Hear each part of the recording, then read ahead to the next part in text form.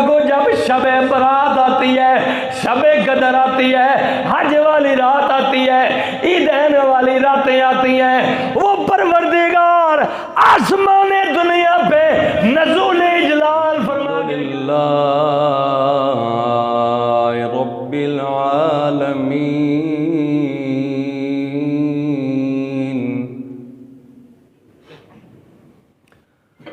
वलाकिबतुल मुत्तकीन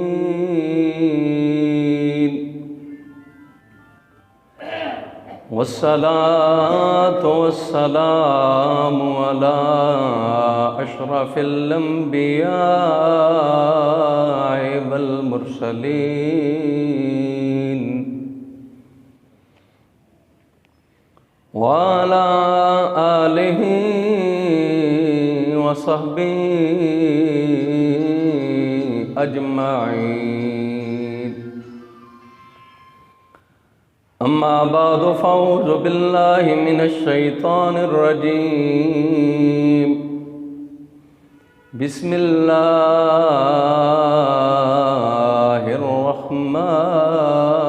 रहमानिर रहीम।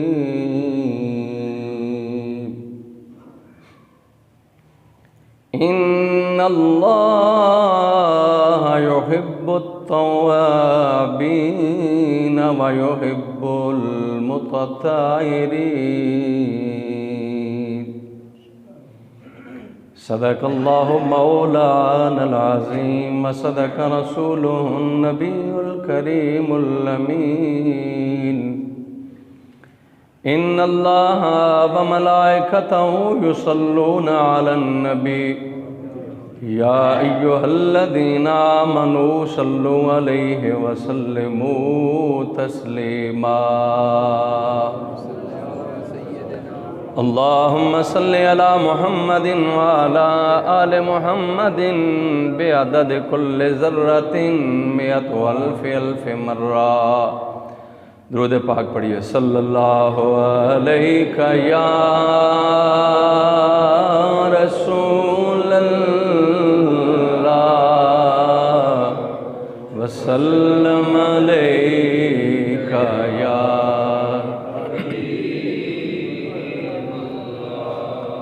बादस हम्दो सलात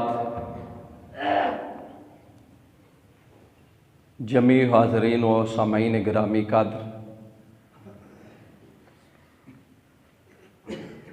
अस्सलामु अलैकुम वरहमतुल्लाहि वबरकातुहु व मग़फ़िरतुहु।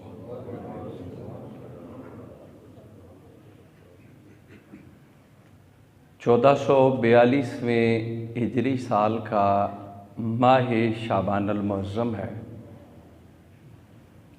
इस्लामी कमरी लिहाज से 8वां महीना है और आज उसकी 11वीं तारीख़ है। ये वो महीना है कि जिसकी निस्बत मेरे आका लजपाल सल्लल्लाहु अलैहि वसल्लम ने फरमाया कि हुजूर के साथ है सरकाहमा शाबान व शहरी, सरकार हमारा शाबान मेरा महीना है, रजब खुदा का महीना है, शाबान हुजूर का महीना है और सरकार हमारा रमज़ान मेरी उम्मत का महीना है।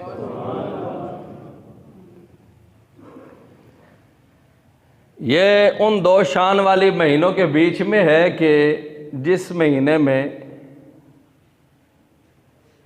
सरकार की महराज है और फिर रमज़ान में ये समझो कि हुजूर की उम्मत की महराज है।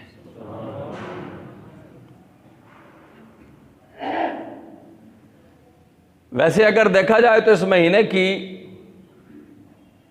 बहुत सारी निस्बतें हैं। इस महीने की 3, 4, 5 तारीख मुख्तलिफ रवायात के मुताबिक नवासा रसूल हज़रत इमाम हुसैन अलैहिस्सलाम का यौम विलादत है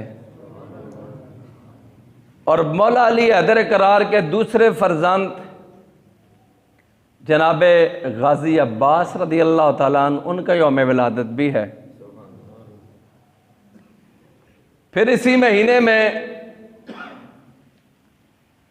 यार गार मुस्तवा जनाब सैयदना सिद्दीक अकबर रदियल्लाहु अन्हु के ज़माने में मुसैलमा कज़्ज़ाब को वासिल जहन्नम किया गया और हुजूर की ख़त्म नबूवत का पैरा दिया गया। वो निस्बत भी इस महीने के साथ है। 16 शाबानुल मुअज़्ज़म तहवील किबला की निस्बत है और इस पूरे महीने में सबसे ख़ास बात, ख़ास फजीलत, ख़ास अहमियत ये है कि इसकी 15वीं शाबान को शब बरात है, जिसकी वजह से इस महीने को ख़ास फजीलत और मकाम हासिल है। हम ये देखें कि दिन सारे अल्लाह के, हफ्ते अल्लाह के, महीने अल्लाह के, साल, ऊंचा बोलो, साल है अल्लाह के। बाज़ दिन भी बड़ी शान वाले, जैसे हज वाला दिन देखो, कुर्बानी वाला दिन देखो, ईद वाला दिन देखो, जुम्मे वाला दिन देखो, ये बड़ी शान वाले दिन हैं। ऐसे ही दिन की तरह रातें भी बड़ी शान वाली हैं। उलमा फरमाते हैं कि दिन की निस्बत रातें जो हैं ये ज़्यादा शान और फजीलत वाली बनाई है अल्लाह ने। दिन की निस्बत रातें ज़्यादा शान और फजीलत वाली बनाई है अल्लाह ने। मिसाल के तौर पे आप देखो, दिनों में 7 दिनों के बाद जुम्मतुल मुबारक, सरकार की हदीस से साबित है कि एक घड़ी ऐसी है जो मख्फी रखी गई है, बताई नहीं गई। एक घड़ी ऐसी है जो कबूलियत वाली है, जिस कबूलियत वाली घड़ी में उस पाक परवरदिगार से जो दुआ मांगोगे परवरदिगार उस दुआ को कबूल फरमाएगा। तो दिनों में 7 दिनों के बाद एक जुम्मे में, वो भी एक घड़ी। लेकिन रात की शान क्या है कि हर रात का जो पिछला पहर है इतनी शान वाला है कि उस बारगाह का मुनादी आके निदा करता है कोई मुझसे मुआफ़ी मांगने वाला, जो मुझसे मुआफ़ी मांगे और मैं रब होके उसे मुआफ़ फरमा दूं। दिनों में तो दिन 7 दिनों के बाद, वो भी एक घड़ी। लेकिन रात हर एक बड़ी शान वाली, हर रात का पिछला पहर। सूफियों ने, तसव्वुफ वालों ने इससे पर्दा उठाया। हर रात फरिश्ते आके निदा करते हैं, है कोई उस रब से रिज़्क़ मांगने वाला जो रिज़्क़ का सवाल करे और वो परवरदिगार उसके रिज़्क़ में वुसअतें अता फरमाए। है कोई गुनाहगार जो गुनाहों की माफ़ी मांगे और वो रब उसे बख्श दे। इस रात ऐलान होता है और तमाम वली, गौस, कुतब, अब्दाल कलंदर आ जाते हैं। लेकिन हमें तो रातों को नींद प्यारी आती है ना। आजकल तो हमारी रात मोबाइल हाथ में लेके न दीन की परवाह, न दुनिया की परवाह, न औलाद की परवाह, न माँ बाप की परवाह, न बहन भाइयों की परवाह, सबसे बेनियाज जनाब, फिक्र ही नहीं होती। रात भर तो मोबाइल पे गुजर जाती है। और मोबाइल पे जनाब हम इन दिनों में पोस्ट लगा देते हैं कि जी शब बरात आ रही है, तौबा वाली रात है, बख्शिश वाली रात है, मुझसे कोई गुनाह हो गया तो माफ़ करो। आप मुझे बताओ क्या से माफ़ी मिल जाएगी? लोगों के कमेंट्स करने से, लाइक करने से, शेयर करने से। मैं जब तक माफ़ करने वाले ज़रिए नहीं अपनाओगे तो माफ़ी कभी नहीं मिलेगी। अल्लाह के गफ़ार होने में, सत्तार होने में, रहमान होने में, रहीम होने में, अरहमुर राहिमीन होने में शाकी कोई नहीं है। लेकिन घर में माँ नाराज़ हो, बाप नाराज़ हो, बहनें नाराज़ हो, भाई नाराज़ हो, औलाद नाराज़ हो, आप मुझे बताओ इस रात हमें तौबा की माफ़ी मिल जाएगी? कभी नहीं मिलेगी जब तक उन्हें नहीं मनाएंगे। घर में बाप नाराज़ हो, हम पोस्टर लगाते फिरें, 1 लाख पोस्ट लगा दो, कमली वाले ने फरमाया तुम अपने बाबे को राजी कर लो, रब राजी हो जाएगा। बाबा नाराज और हम पोस्टर लगाएं। लेकिन मैं कहता हूं ना कि हर रात का जो पिछला पैर है ना, वहां तो बड़े बड़े नेक पारसा आ जाते हैं, वो तो रब को मना लेते हैं। लेकिन हमें तो उस पिछले पैर में नींद ही बड़ी प्यार की आती है ना, उठा ही नहीं जाता। लेकिन आओ सूफियों के दरवाजे पे तो वो सबक हमें यही देते हैं कि गाफिल इंसान उस जात से गाफिल ना हो। उसकी बारगाह से तुम्हें मुनादी की जाती है कि कोई बख्शिश मांगने वाला, माफी मांगने वाला, रिज़्क़ मांगने वाला, कोई मुसीबत में घिरा हुआ है जो मुझसे सवाल करे तो मैं उसको अता फरमा दूं, मैं उसको अता फरमा दूं। और सूफियों ने तो हमें तरीका बता दिया ना। ये हमारे पास कश्मीर में थोड़े से फासले पे 1 घंटा सवा घंटा ड्राइव के बाद हम खड़ी वाले बाबे की बारगाह में चले जाते हैं, और वो खड़ी वाला बाबा हमें वो रात की जो कबूलियत वाली घड़ियां हैं ना, उनकी तरफ बुलाने की रग़बत दे रहा है। जरा मोहब्बत से सुभान अल्लाह कहे ना। क्योंकि सूफी का मकसद ही रब की बारगाह में बुलाना होता है, और वो सूफी हमें वो रात का पिछला पैर बताता है। वो मियाँ मोहम्मद बख्श रहमतुल्लाह तआला अलैह आस्ताना लिया खड़ी शरीफा में बताते क्या फरमाते हैं, अद्दी राती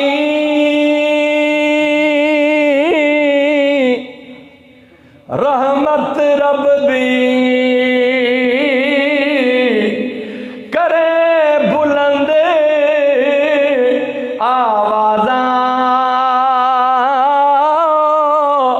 बख्शिश मंगन वाले अताई, खुला है दरवाजा।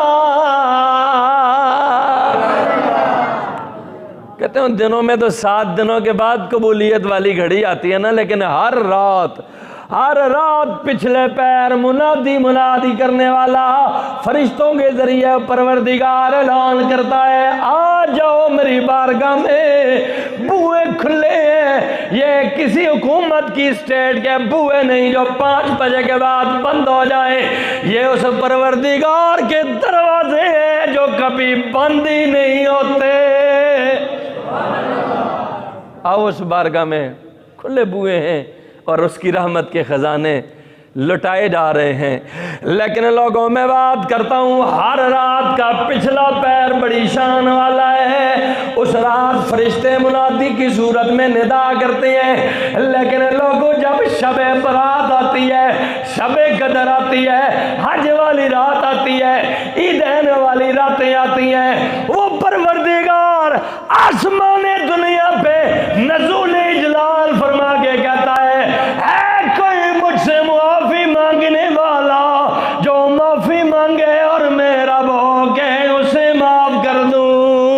जब शबे बरात आती है, शबे कदर आती है, हज वाली रात आती है, ईदैन वाली रातें आती हैं, वो परवरदिगार आसमाने दुनिया पे नज़ूल इजलाल फरमा के कहता है कोई मुझसे मुआफी मांगने वाला जो माफी मांगे और मेरा भोगे उसे माफ कर दूं। माफी मांगने वाला है। इन रातों में तो वो खास करम करता है वो परवरदिगार, खास मेहरबानी। लेकिन फिर भी बंदा ना आए। देखो ना, पहली कौमें बड़ी तवील उम्रें अल्लाह ने दी। आदम अलैहिस्सलाम की 1000 से जायद साल उम्र है, 1000 सालों से जायद। नूह अलैहिस्सलाम ने 950 साल आपने अपनी उम्मत में तबलीग फरमाई। इस तरह पहली कौमें तवील उम्रें।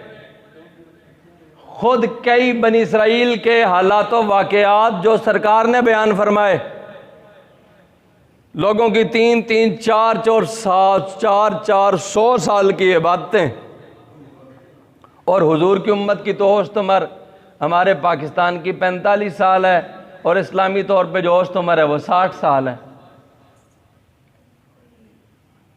उम्रें थोड़ी हैं लेकिन उसका इतना फजल है कि सवाब उसने अंबार लगा दिए हैं।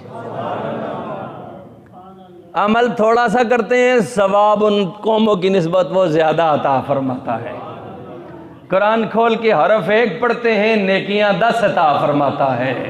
उसके यार पे दुरूद एक बार पढ़ते हैं, वो 10 रहमतें भी नाजल करता है, 10 गुनाह भी मिटाता है, 10 दर्जे भी बुलंद करता है, और दुरूद पढ़ने वालों को यार की ज़ियारत भी अता कर देता है।